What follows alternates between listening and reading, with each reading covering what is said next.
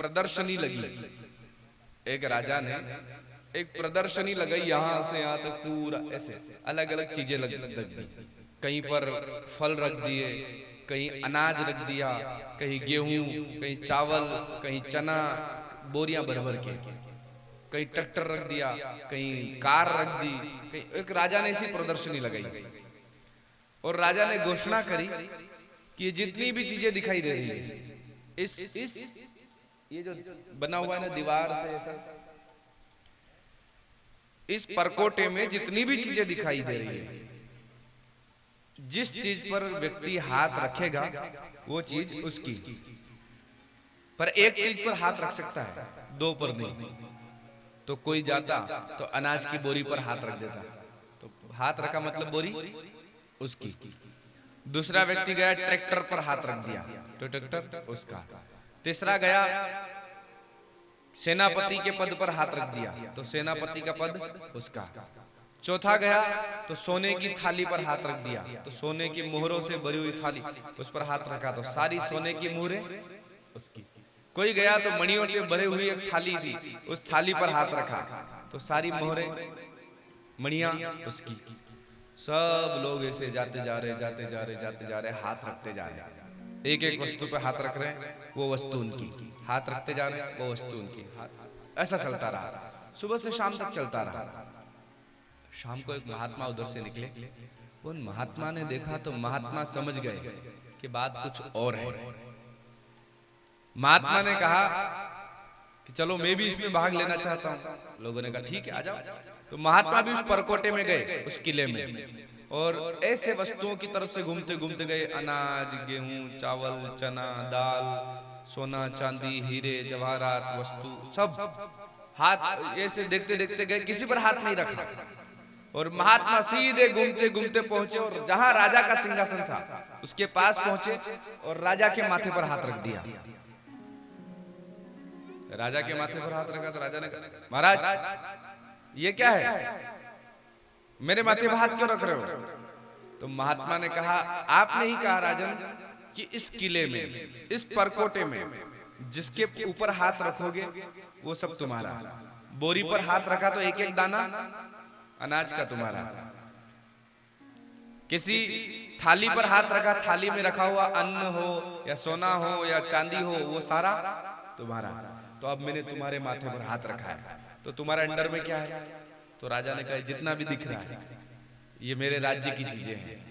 और ये यही नहीं, इस किले से बाहर भी वहां तक सीमा है इस राज्य की, वहां तक सीमा है, तो ये इतना मेरा राज्य है। तो महात्मा ने कहा तुम्हारे माथे पर हाथ रखा तो सारा राज्य किसका? जिसने माथे पर हाथ रखा। बोलो राधे राधे। अब समझिए इस कहानी का मतलब क्या है। भगवान हमें दो चीजें देते हैं कि या तो माया मांग लो या भक्ति मांग लो। माया मांगोगे तो माया में सब कुछ है, घर, गाड़ी, पत्नी, पति, पुत्र, पुत्री, नाती, पोता, खेत, अनाज, सब ये जितना भी दिख रहा है ये सब माया में है। तो या तो इनमें से कुछ एक मांग लो, घर मांग लो, खेत मांग लो, बच्चा, बेटी, नाती, पोता ये मांग लो, या फिर नहीं नहीं नहीं बड़ा बड़ा अच्छा क्या लाइट आ गई। अच्छा श्री राम आवाज दब गई, वो कर दो चेंज कर दो।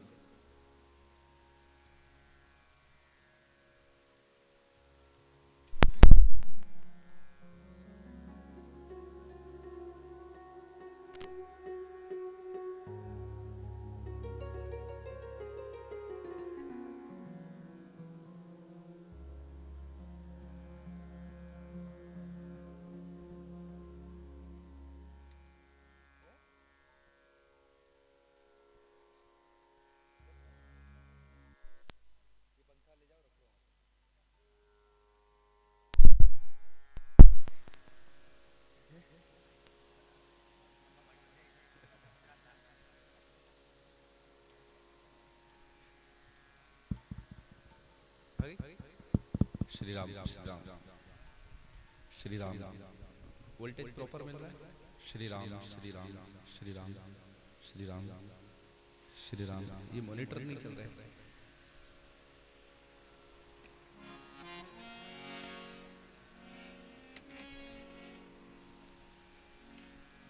श्री राम श्री राम श्री राम श्री राम। कहानी छोटी सी थी कि जिस वस्तु पर हाथ रखोगे वो वस्तु तुम्हारी।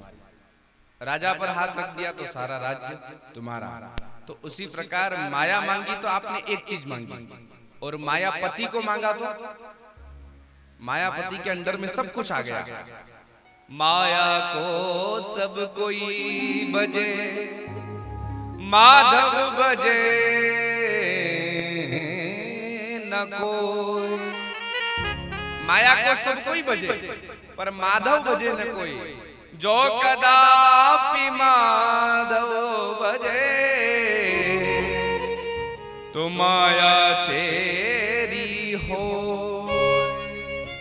कबीर बाबा कहते हैं कि माया को सब कोई भजे पर माधव भजे ना कोई। और जो कदापि माधव भजे तो माया चेरी होए। माया तो उसके आसपास घूमेगी कि आप मेरा उपयोग कर लो, मेरा उपयोग। तो हम कथा सुनकर के अगर भक्ति मांगते हैं तो भक्ति मांगना मतलब भगवान को मांगना। भगवान को मांग लिया और कथा सुनकर के हम घर, पुत्र, पत्नी, ज्ञान, मुक्ति ये चाहते तो सब बेकार। फिर हमने कुछ नहीं सुना, कुछ नहीं समझा। तो सरकार आपके पास 7 दिन हैं। 7 दिन की कथा सुनकर के आप इस भावना से सुनते हो कि हमें भगवान मिले, भक्ति मिले, तो आपने सब मांग लिया। आप दूसरी भावना से सुनते हो तो फिर यूं समझो कि आपने कुछ नहीं मांगा। मणियों की दुकान पर जाकर कांच मांग लिया। मणि की दुकान पर मणि मांगी जाती है, कांच नहीं। और ये मणि की दुकान है, यहाँ मणियां मिलती है। यहाँ आकर के भी बेटा हो जाना चाहिए, पोता हो जाना चाहिए ना, तो आपने कांच मांग लिया, फिर मणि छूट गई हाथ से। आवाज आ रही है सही? बोलते समय इको कम कर लो। बोलो भक्तवत्सल भगवान की जय। सूत जी महाराज से ऋषियों ने पूछा भागवत में कि यह कथा हमने सुना है कि नारद जी महाराज ने सनकादि कुमारों से सुनी थी। बोले हाँ। पूछा कि इन दोनों की भेंट कहाँ हो गई, मुलाकात कहाँ हो गई? तब कहा कि एक बार की बात है। एक बार एकदा ही विशालायां चत्वार ऋषियों मला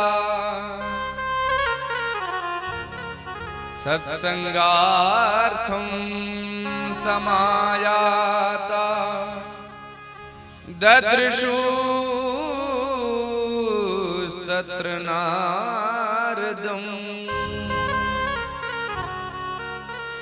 एकदा ही विशालाया, विशालापुरी कहते हैं बद्री विशाल को। बद्री विशाल में एक बार सनत कुमार बैठे थे। सनत कुमार कौन है? ब्रह्मा जी के 4 पुत्र, सनक, सनंदन, सनातन और सनत कुमार। ये बद्री विशाल में एक बार बैठे थे। बद्री विशाल गए हैं कोई? हाँ गए हैं ना। वहां बद्री विशाल में उस तीर्थ की सबसे ज्यादा महिमा इसीलिए है क्योंकि वहां आज भी नर और नारायण तपस्या करते हैं। आज भी सनत कुमार तपस्या करते हैं। वो धाम है बद्रीनाथ धाम। तो उसी बद्रीनाथ धाम में, उसी बद्री विशाल धाम में एक बार सनत कुमार बैठे हुए थे और सनत कुमारों के सामने आगमन होता है नारद जी का। नारद जी उदास चेहरा लेकर के ऐसे उदास गए। तो सनत कुमारों ने कहा नारद बाबा? बोले हाँ। अरे आप तो नारद जी हो? बोले हाँ। आप और उदास, हमने सुना था कि आप तो भगवान के भक्त हो, भक्ति करते हो, बहुत बड़े, फिर आप उदास कैसे? तो नारद जी ने कहा कि क्या करूं, मैं उदास कभी नहीं होता। क्यों नहीं होता? क्योंकि मैं भक्त हूं। और सुनिए, भक्त कभी भी उदास नहीं होता।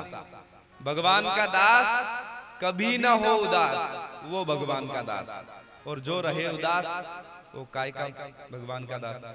अगर हम भक्त हैं तो भक्त का पहला लक्षण है कि सदैव प्रसन्न रहने वाला, सदैव खुश रहने वाला।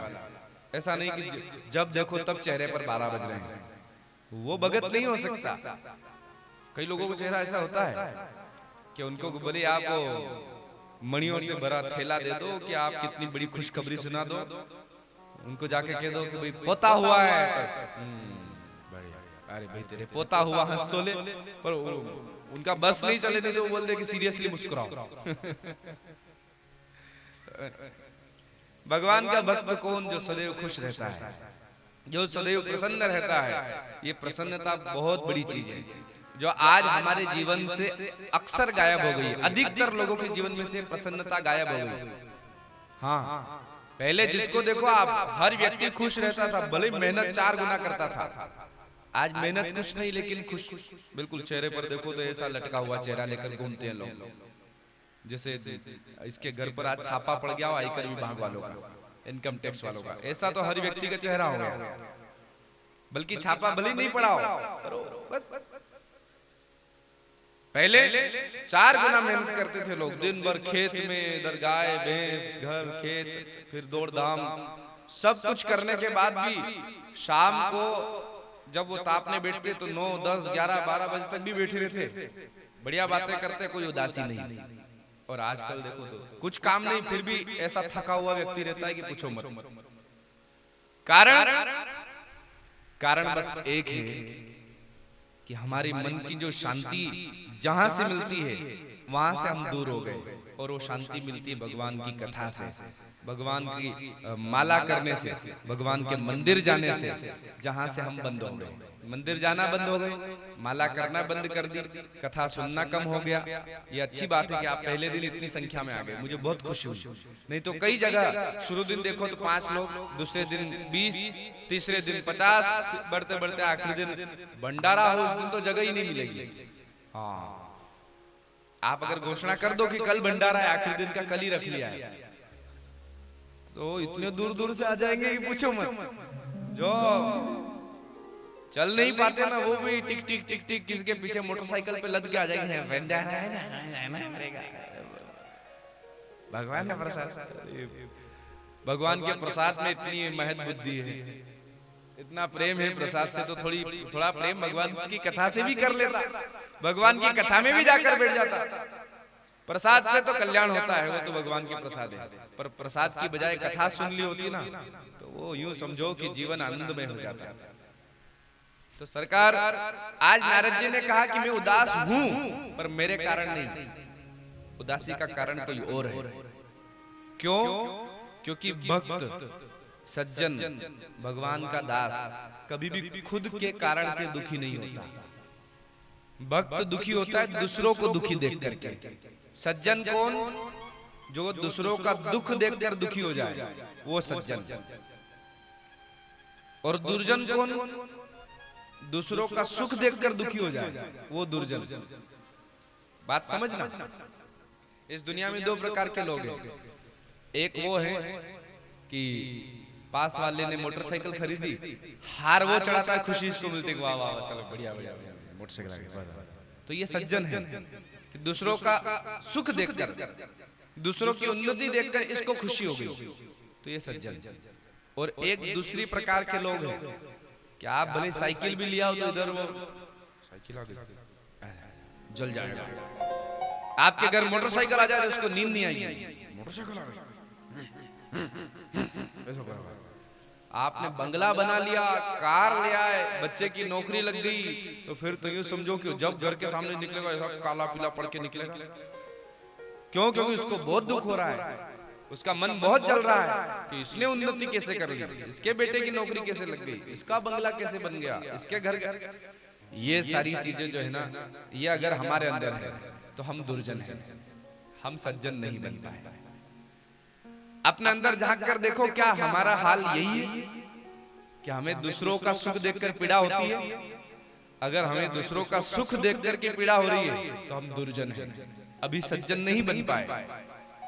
और हमें अगर किसी का सुख देख करके वाह वाह वाह बेचारा बहुत मेहनत करता था, आज भगवान ने सुनी, देखो क्या बढ़िया आनंद हो गए, उसका सुख देखकर आपको सुख मिल रहा है, तो समझ जाओ आप सज्जन हो। सज्जन बन गए हो या सज्जन बनने की राह पर हो। और बनना है तो सज्जन बनो, दुर्जन नहीं। अच्छा इंसान भक्त बन सकता है, खराब इंसान नहीं। सरकार नारद जी ने कहा कि मेरे दुखी रहने का कारण यह है कि आज मैं मृत्युलोक भ्रमण करने के लिए गया था, परंतु जब मृत्युलोक में भ्रमण करने गया तो वहां जाकर मैंने देखा सब लोग दुखी हैं। कोई तन दुखी, कोई मन दुखी, कोई धन बिन रहत उदास, थोड़े थोड़े सब दुखी, सुखी राम के दास। इस दुनिया में नारद जी कहते हैं कि मैंने जाकर देखा मृत्युलोक में तो कोई तन दुखी। तन दुखी कौन? शरीर से जो दुखी है कि संपत्ति बहुत मिल गई, पैसा बहुत है, लेकिन घर में जाकर देखो तो रुखी सुखी खा रहे हैं। बोले डॉक्टर ने कहा घी नहीं खाना, वो क्या बढ़ जाता है? ब्लड प्रेशर बढ़ जाएगा। घी नहीं तो घी बंद करवा दिया। चाय पियो तो वो भी फीकी, शक्कर नहीं, शुगर बढ़ जाएगी। तो न चाय में शक्कर मिलती है, न रोटी में घी मिलता है, न दाल में तेल मिलता है। वो बिल्डिंग किस काम की? तो ये बिल्डिंग वाला लेकिन दुखी है। किस चीज से दुखी? कोई तन दुखी, तन से दुखी, और कोई मन दुखी। शरीर में बीमारी भी नहीं, घर भी बढ़िया बना, बंगला गाड़ी बेटा सब कुछ है, लेकिन मन से दुखी। मन से क्यों दुखी? क्योंकि बेटा बड़ा हुआ और बड़ा होकर के बेटा शराब पीने लग गया। अब जाकर के शाम हुई नहीं कि दारू के ठेके पर खड़ा हो जाएगा, ला भाई पैक निकाल। पूरा गांव देखता है, वो उधर से पी करके ऐसे ऐसे करके आता है। तो वहां संपत्ति बहुत, लेकिन मन दुखी हो गया। मन अंदर जाकर देखो तो अपने आप को पूछता है ऐसी औलाद क्यों हो गई? संपत्ति है पर ऐसी औलाद होकर के क्या कर लिया मैंने? सब नाक कटा दी बेटे ने। या बेटी बड़ी हुई और बेटी बहुत लाड़ प्यार किए बेटी से, पर बेटी उधर पढ़ने गई कॉलेज और वहां से वहां 9-2-11 किसी लड़के के साथ। तो संपत्ति बहुत, लेकिन बेटी ने ऐसा काम कर दिया कि मन दुखी है, आज परेशान। सब कुछ घर परिवार सब है पर मन दुखी। तो नारद जी ने कहा मैंने देखा कि कोई तन दुखी, कोई मन दुखी, और तीसरा इंसान ऐसा है कि जिसके पास संपत्ति भी है, न डायबिटीज न शुगर, बीमारी भी नहीं, शरीर भी स्वस्थ है, मन से भी कोई चिंता नहीं, बेटा भी अच्छा है, बेटी भी बहुत अच्छी है, परंतु संपत्ति नहीं है तो धन बिन रहत उदास। सुबह कमाए 200 रुपए और शाम को घर आए तो पत्नी कहे कि दाल चावल खत्म हो गए, बेटी कहे कि मुझे फ्रॉक लाना है, बेटा कहे कि स्कूल फीस भरना है, तो कमाए 200 और खर्चा आ जाए 400 का, तो ये धन बिन रहत उदास। कोई तन दुखी, कोई मन दुखी, कोई धन बिन रहत उदास। और अगर देखा जाए ना तो हम सब लोग इन तीन ही कैटेगरी में आते हैं। हम में से कुछ लोग ऐसे हैं जो तन से दुखी है, कुछ ऐसे हैं जो मन से दुखी है, और कुछ ऐसे हैं जो धन से दुखी है, पर दुखी सब है। तो क्या कोई दुनिया में सुखी नहीं है? तो तुलसी बाबा कहते हैं ना, कौन? कोई तन दुखी, कोई मन दुखी, कोई धन बिन रहत उदास, थोड़े थोड़े सब दुखी, सुखी राम के दास। थोड़े थोड़े तो सब दुखी है, पर एक इंसान सुखी है, कौन? राम के दास। राम के दास मतलब भगवान के भक्त। फक्कड़ है लेकिन बैठे हैं मस्ती में। आप सियाराम बाबा के दर्शन करने जाओ, गोगावा कथा हुई, हम लोग गए, तो हम गए तो बैठे बैठे आराम से रामायण पढ़ रहे हैं। अब उनको क्या टेंशन की पोता का कहीं बाहर टकरा जाएगा कि बहू लेट उठ रही है, कोई नहीं। क्यों नहीं? क्योंकि ये प्रपंच ही नहीं है। बस अपने सुबह स्नान किया, नर्मदा स्नान, और दिन भर बैठ करके रामायण का पाठ चल रहा है, भगवान के नाम का मंत्र चल रहा है, कोई आए तो प्रसाद दे रहे हैं। ये जीवन जो है ना, ये भक्त का जीवन, कोई दुख नहीं, सुखी राम के दास। हम भी हो सकते हैं, घर परिवार बेटी सबके साथ रह करके भी हो सकते हैं, पर कब होंगे जब हम अपने आप को राम के दास मानेंगे, कृष्ण के दास मानेंगे, भगवान के भक्त मानेंगे कि हम भगवान के भक्त हैं। और भगवान का भक्त कभी भी दुखी नहीं हो सकता। पूछो क्यों नहीं हो सकता? क्योंकि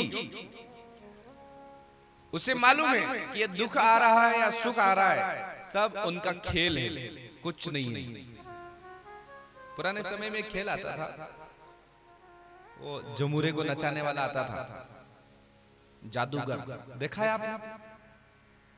जादू ऐसे फैलाता था, कभी कबूतर बना देता, कभी रुमाल बना देता, कभी गड्डियां बना देता। देखा देखा है ना, ऐसे ऐसे मुंडी हिलाओ। तो उस जादू के खेल में आप हम लोगों ने क्या देखा कि हम लोग ऐसे गोल घेरा बनाता, हम जाके खड़े हो जाते हैं, जादू देखते उसका। जब जादू देखते तो वो कभी गड्डियां बना रहा है 10-10 की, 20-20, 50-50 की, कभी कबूतर बना रहा है, कभी किसी की गर्दन काट रहा है वापस जोड़ रहा है। तो हम यूं देखते हैं, आंखें फाड़ के, बाप रे बाप, नोटों की गुड्डियां बना दी, गजब कमाल है भाई। पूरी सभा, जो वहां जितने भी लोग खड़े हैं, सब आश्चर्य से भरे हुए, वाह क्या जादू, क्या कमाल। पर वहां एक व्यक्ति ऐसा होता है जिस पर इस चीज का कोई असर नहीं। बताओ कौन? वो भली नोट की गड्डियां बनाए या गर्दन काटे, एक व्यक्ति वहां ऐसा खड़ा होता है जो इससे प्रभावित नहीं होता। उसी का जमूरा, उसी का जो साथी बच्चा रहता है ना, वो कहता है जमुरे नाच, तो वो नाचने लग जाता है, वो पैसे इकट्ठे करता है, वो सो जाता है। वो जो उसके साथ जो बच्चा रहता है, छोटा बच्चा, वो उससे प्रभावित नहीं होता। क्यों नहीं होता? क्योंकि वो रोज देखता है और उसे मालूम है कि न तो इसको कबूतर बनाना आता है और न इसको नोट की गड्डियां बनाना आता है। ये तो सब एकमात्र नजरबंद का काम है। इसने नजर बांध दी तो लोगों को ऐसा लग रहा है कि इसने गड्डियां बना दी, नोट बना दी, ये बना। कुछ नहीं है, सब दिखावा है, सब माया है। ये किसको पता है? उसके उस जमुरे को, उसके उस साथी को, क्योंकि उसे मालूम है ये तो जादू है। उसी प्रकार जिस दिन हम भगवान के भक्त बन गए तो उस दिन हमें पता चल जाएगा कि ये जो भी दिख रहा है ना, ये सब भगवान की माया है। आज ये हमसे लड़ रहा है, भगवान की माया से इसकी बुद्धि खराब हो गई तो आकर मुझसे लड़ रहा है। और कोई आगे आकर के इनाम दे रहा है, वाह ये लो इनाम, तो भगवान ने इसकी बुद्धि को घुमाया और ये प्रेरित हो गया तो आज इनाम दे रहा है। कोई पैसे खा गया तो भगवान ने इसकी बुद्धि को घुमाया, पैसे खा, सब माया दिखेगा। अगर हम भक्त बन गए तो भक्त बनने के बाद न तो सुख मिलेगा न दुख मिलेगा, एक जैसा, क्योंकि दिख जाएगा कि न तो इस दुनिया में सुख है न दुख है, ये सब माया है। कोई लड़े, कोई प्रेम करे, कोई नाराज होए तो उस भक्त के ऊपर असर नहीं पड़ेगा। क्यों? क्योंकि पता चल जाएगा कि ये कुछ नहीं है, सब माया है। प्रेम करने वाला भी नहीं, अच्छा प्रेम करने वाला पत्नी पति से बहुत प्रेम करता है। एक महात्मा बुद्ध हुए, एक महिला, उसके पति की मृत्यु हो गई तो वो आई रोती रोती महात्मा बुद्ध के पास, महाराज महाराज मेरा पति मर गया, जीवित कर दो, मैं बहुत प्रेम करती थी, इनके बिना तो भोजन भी नहीं करती थी। तो महात्मा बुद्ध ने कहा अच्छा प्रेम करती थी? बोले हाँ। किससे? बोले पति से। तो महात्मा बुद्ध ने कहा कि ये क्या पड़ा सामने, रो क्यों रही हो? बोले ये है पर मर गया। अरे मर गया तो आत्मा मरी, पति से प्रेम करती, पति तो यही पड़ा है। बोले हाँ वो तो पड़ा है, पर महाराज अब आपको कैसे समझाऊं, मर गया है। तो बोले मरी तो आत्मा है, तुम्हारे हिसाब से तो आत्मा मर गई कि आत्मा निकल गई। और आत्मा के बारे में अगर तुमको प्रेम है तो आत्मा तो कभी मरती नहीं, वो तो अजर अमर है। यहाँ से शरीर छोड़ा, ये दूसरा ले लिया, वहां से छोड़ेगी तीसरा शरीर ले लेगी, तो आत्मा तो मरती नहीं। तो फिर तुम्हारा पति कैसे मर गया? बोले ये क्या मरा पड़ा है? तो महात्मा ने कहा मरा पड़ा तो ये सामने पड़ा है। अब उस महिला को समझ में आया। तो कहने का अभिप्राय सरकार, जहां हम भगवान के भक्त बने कि ये माया समझ में आ जाएगी कि सब खेल है, फिर दुख नहीं होगा, फिर सुख नहीं होगा। नारद जी ने कहा कि मैं दुखी सुखी नहीं, लेकिन मैंने दुनिया में जाकर देखा तो लोग दुखी हैं। कोई तन दुखी, कोई मन दुखी, कोई धन बिन रहे, कोई भी अपने धर्म का पालन नहीं कर रहा है। धर्म क्या कहता है? मातृदेवो भव, माँ भगवान का रूप होती है।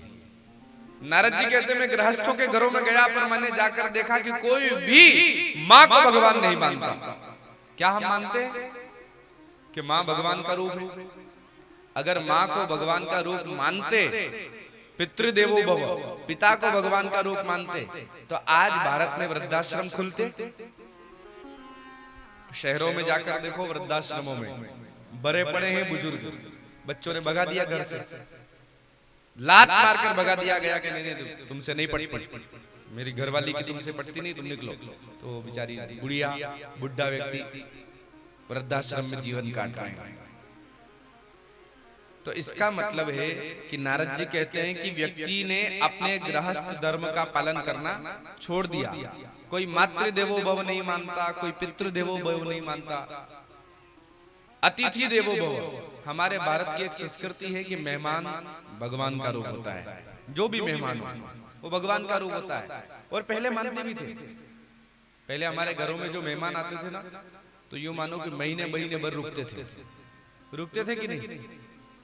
फिर भी जाने लगते तो हम लोग क्या करते, कई बार उसका बैग छुपा देते। अरे नहीं, आज थोड़ी, कल मोटरसाइकिल की चाबी छुपा लेते थे। मैंने देखा है, मोटरसाइकिल की चाबी निकाल ली, नहीं आज नहीं जाओगे बेजी, कल जाओगे। तो बेजी को आज रोक लिया, कभी बैग छुपा के रोक लिया, कभी क्या, ऐसे करके रोज रोकते थे। और महीना महीना मेहमान रुक जाते थे। रुकते थे कि नहीं? आज रुकते हैं? पीछे तक आवाज आ रही सही? उधर पीछे आवाज आ रही सही? आज मेहमान रुकते हैं 1 महीने? अच्छा, यहाँ कोई ऐसा बैठा हो कि बता दो हाथ खड़ा करके, मेरे घर पे 1-1 महीने मेहमान रुकते है कोई? कहीं नहीं रुकते। अब इसके 2 कारण हैं। एक कारण तो ये कि हर व्यक्ति व्यस्त ही इतना है कि वो कहां महीने भर रुके। पर दूसरा कारण, जो मेन कारण है, वो ये है कि हम किसी को 1 महीना रोकना ही नहीं चाहते। हमें ही फुर्सत नहीं है। पहले मेहमान आया घर कि हम सारे काम छोड़ करके उसके पास बैठ जाते थे। अरे हाँ, आज तक मामा जी आए हैं, पोपा जी आए हैं, जिया जी आए हैं, बेई जी आए हैं करके बैठ जाते थे। वो सारा काम छोड़ के उसके पास बढ़िया बैठे हैं, उसकी बातें पूछ रहे हैं, अपनी बता रहे हैं, हालचाल हानि लाभ सब बातें करते थे। आज मेहमान आ जाए, एक मात्र पानी पिलाया, चाय पिलाई, और उसके बाद तुरंत घड़ी देखने जाता है। हाँ, अच्छा आपको, आप बैठो, मैं थोड़ा वो खेत तरफ जाके आता हूं, आप बैठो थोड़ा, मैं गोगा में जाके आता हूं, आप बैठो थोड़ा। मेहमान के पास बैठने का समय है नहीं है। आपको अपने काम से फुर्सत नहीं, और आप सोचो मेहमान मेरे घर बैठा रहे, तो कौन बैठेगा? शहरों में तो ये कंडीशन है, बड़े शहरों की बात है, जैसे दिल्ली, मुंबई, इंदौर, कोलकाता, ये बड़े शहर हैं। इनमें तो ये दशा है कि व्यक्ति इतने से फ्लैट में रहता है, और उस फ्लैट में फिर आप जाकर देखो तो इतना सा हॉल, इतना सा कमरा और किचन लेट बात।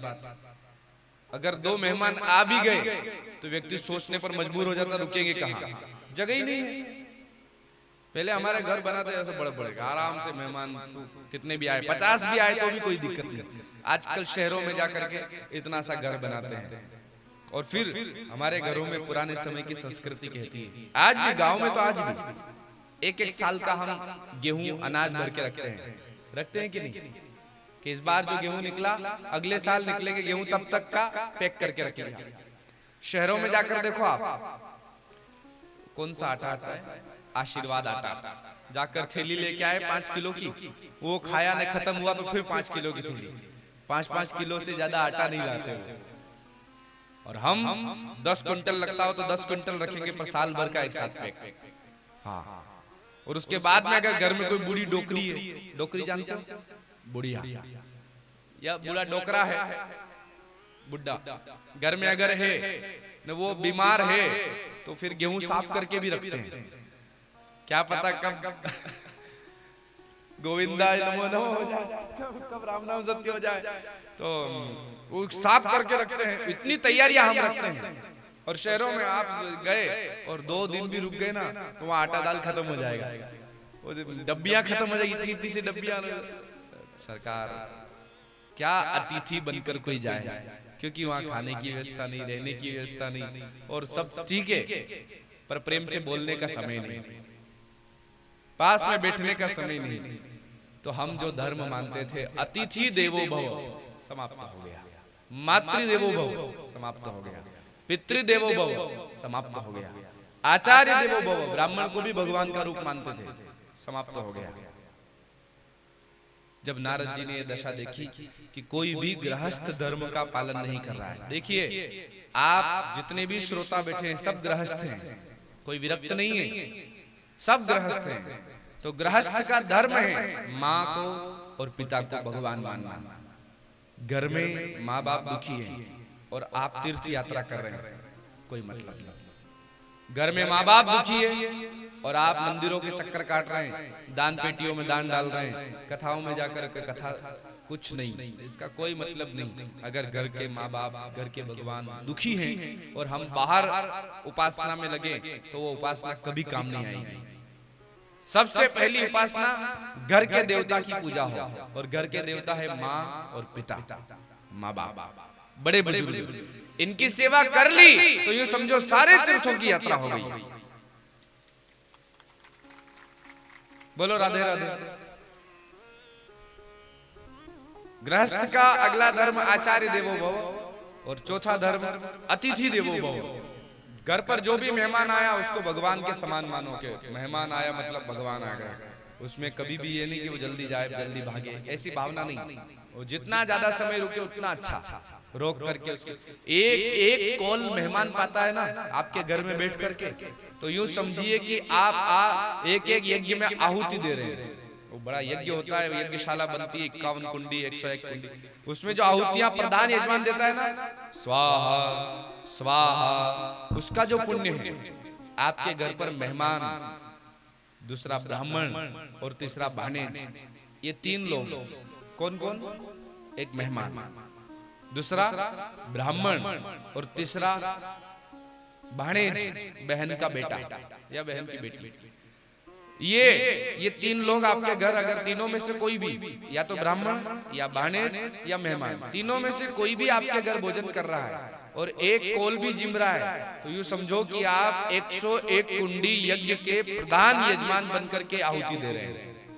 एक कोल में एक आहुति लग रही है, समझे? लोग क्यों बुलाते हैं घर पर ब्राह्मणों को? पंडित जी हमारे घर आओ, पंडित जी हमारे घर 2 मिनट आप पैर रखना, थोड़ा सा नाश्ता कर लेना, पंडित जी भोजन कर लेना, गुरु जी हमारे घर। गुरु जी को क्यों ले जाते हैं? ब्राह्मणों को घर क्यों ले जाते हैं? क्योंकि वो यज्ञ है। ब्राह्मण घर आया कि हमारे घर देवता आ गए, ब्राह्मण के चरण पड़े कि हमारे घर के वास्तु दोष समाप्त, और ब्राह्मण ने भोजन किया, अन्न का एक दाना भी अगर रखा तो समझो यज्ञ में हमारी आहुति स्वीकार हो गई। इसलिए ब्राह्मणों को बुला, पहले भांजों को, भांजियों को मामा छोटे से बड़ा करता था, विवाह तक करता था। आज भी कुछ लोग करते हैं। क्यों करते थे? पैसा ज्यादा था? नहीं, पैसा तो सबको मालूम है कि जो था वही, परंतु वो भावना समझते थे कि इसका महत्व कितना है। अगर कोई भांजी घर के आंगन में खेल रही है तो ये यज्ञ चल रहा है, कोई भांजा भोजन कर रहा है तो यज्ञ चल रहा है। 100 ब्राह्मण एक भाणेज, इतना महत्व भाणेज का माना जाता था। आजकल कितने मामा बैठे जो अपने भांजे को घर पर रख करके बढ़िया पढ़ाते लिखाते, विवाह शादी करते? कोई नहीं, एक दो शायद कोई मिल जाए।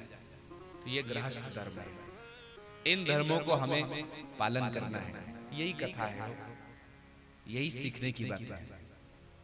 आज नारद जी ने देखा कि सब दुखी हैं, तो नारद जी तीर्थ यात्रा के लिए चले गए। ये इसकी आवाज खोलो। तीर्थ यात्रा में जब नारद जी गए तो जाकर के देखा सबसे ऊपर वाले गेंद कि वहां भक्ति होगी।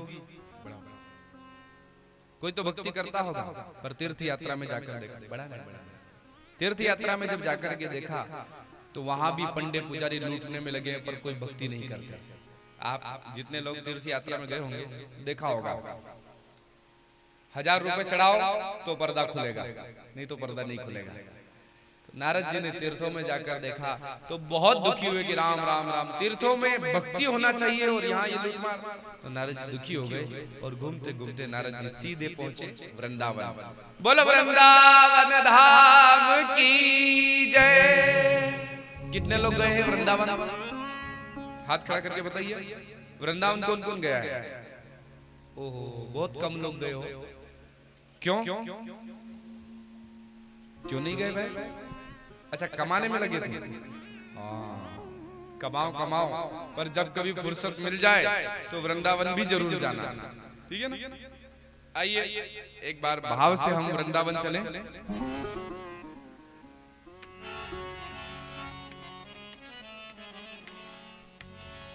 वृंदावन जाऊंगी सखी, वृंदावन जाऊंगी,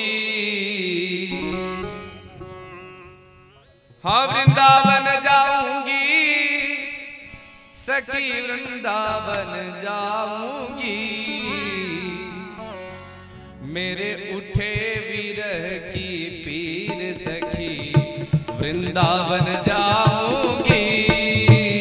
मेरे उठे विरह की पीर सखी, वृंदावन जाऊंगी।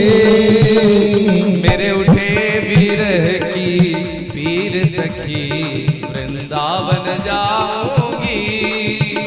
मेरे उठे विरह की पीर सखी, वृंदावन जाऊंगी। वृंदावन जाऊंगी सखी, वृंदावन जाऊंगी। वृंदावन जाओगे सखी, वृंदावन जाओगे।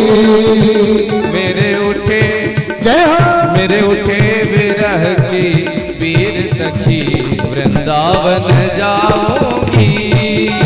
मेरे उठे विरह की पीर सखी, वृंदावन जाओगी। ताली बजाते हुए जय हो।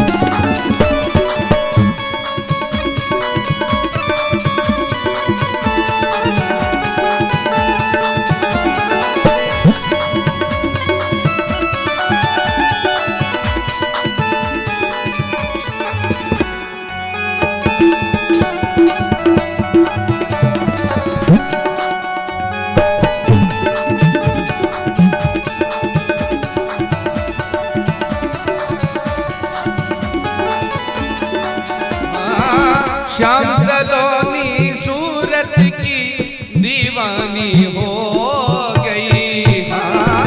श्याम सलोनी सूरत की दीवानी हो गई।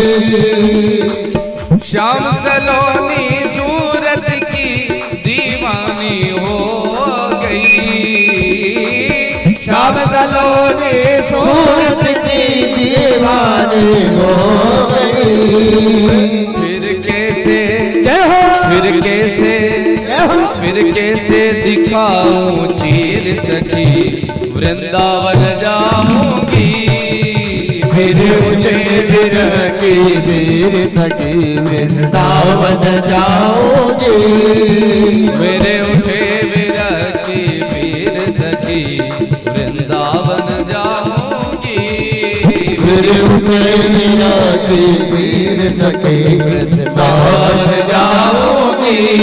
जय हो।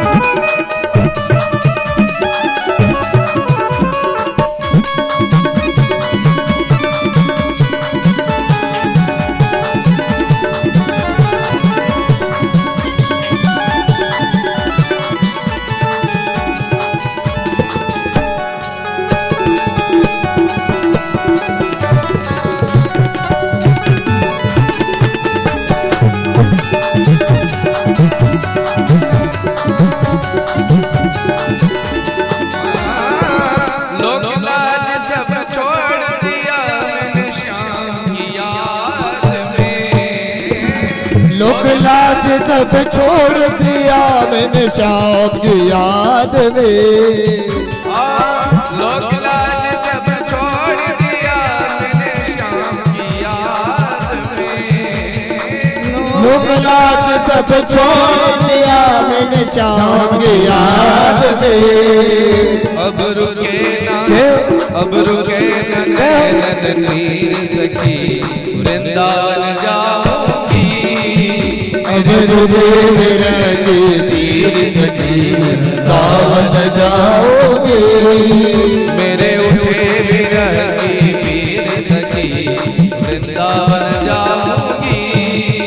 मेरे उठे विरह की पीर सखी वृंदावन जाओगे। जय हो।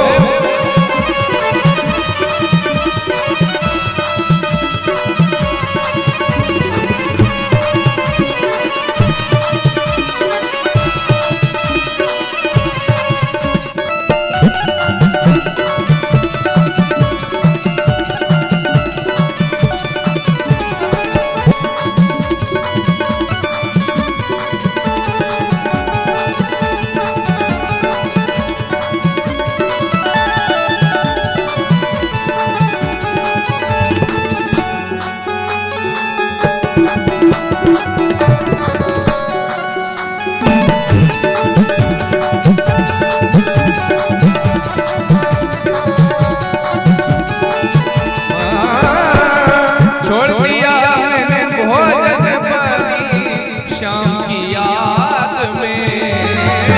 छोड़ दिया मैंने भोजन पानी श्याम की याद में।